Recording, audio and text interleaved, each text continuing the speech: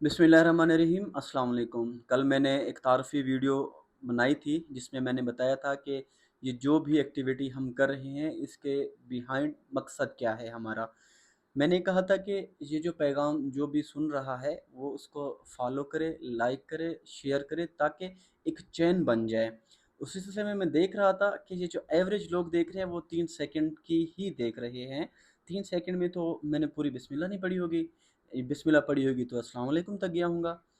तो इस तरह से तो चैन नहीं बनेगी, इस तरह से तो मोटिवेशन नहीं आएगी। ये तो हम फिर उधर ही खड़े हुए हैं कि हमें जो सबसे बेहतर कंटेंट चाहिए वो वल्गर हो या कोई इस तरह का कंटेंट हो।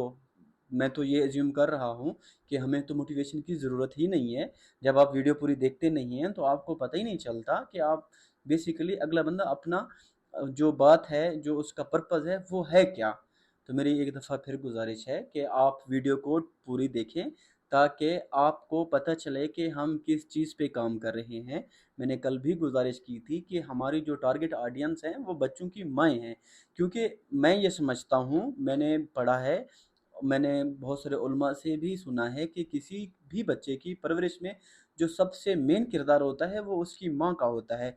जब माँ अपने बच्चे पे तवज्जो देती है तो वो बच्चा सँवर जाता है। जब माँ अपने बच्चे की जगह अपने मोबाइल पे तवज्जो देती है या अदर एक्टिविटीज़ में तवज्जो देती है तो बच्चा सँवरने की बजाय बिगड़ना शुरू हो जाता है।